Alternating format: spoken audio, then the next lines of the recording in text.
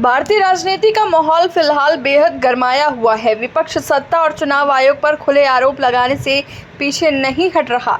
शुक्रवार को समाजवादी पार्टी के राष्ट्रीय अध्यक्ष अखिलेश यादव ने भी तीखे अंदाज में सरकार को घेरा और चेतावनी दी कि अगर वोट की डकैती और धांधली यूं ही चलती रही तो भारत में भी वही हालात बन सकते हैं जो आजकल नेपाल में देखने को मिल रही हैं। अखिलेश ने कहा कि चुनाव आयोग का दायित्व है कि निष्पक्ष चुनाव कराए, लेकिन आयोग की आंखों के सामने लोकतंत्र को बंदूक की नोक पर बंधक बनाया जा रहा है।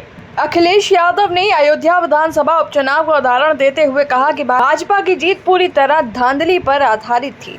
उन्होंने दावा किया कि 5000 लोगों को बाहर से लाकर वोटिंग कराई गई, यहां तक कि एक मंत्री का साथी पकड़ा भी गया।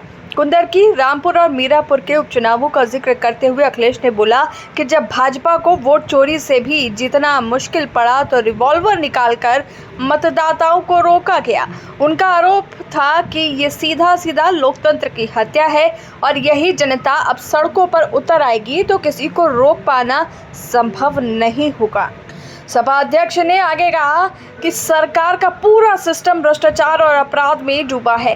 पंचायती राज से लेकर स्मार्ट सिटी प्रोजेक्ट तक में कमीशन खोरी चल रही है। योगी सरकार को उन्होंने पूरी तरह असफल करार दिया और दावा किया कि भाजपा के साथ साथ अपराध भी इसी कार्यकाल में जाएगा। अखिलेश ने आत्मविश्वास से कहा कि 2027 में सपा की सरकार बनने वाली है और जनता इस बदलाव को लेकर पूरी तरह तैयार है।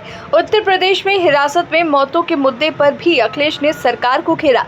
उन्होंने गाजीपुर के सीताराम उपाध्याय की पुलिस पिटाई से मौत पर सीधी टिप्पणी की और कहा कि अब सत्ता पक्ष को भी समझ आ रहा होगा कि अपने को खोने का दर्द क्या होता है।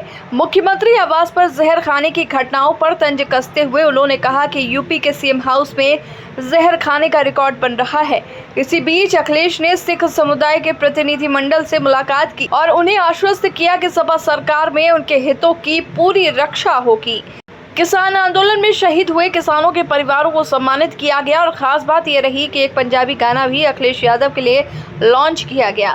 अखिलेश ने कहा कि ये गाना 2027 में उनकी सरकार बनने पर गूंजेगा। समग्र रूप से देखा जाए तो अखिलेश यादव ने अपने बयान से न सिर्फ भाजपा और योगी सरकार को कटघरे में खड़ा किया, बल्कि चुनाव आयोग की निष्पक्षता पर भी गंभीर सवाल खड़े किए हैं। उनका संदेश साफ था, अगर लोकतंत्र को लगातार कुचला गया तो जनता चुप नहीं बैठेगी, सड़कों पर आंदोलन होगा और आने वाले समय में सत्ता की तस्वीर बदल जाएगी।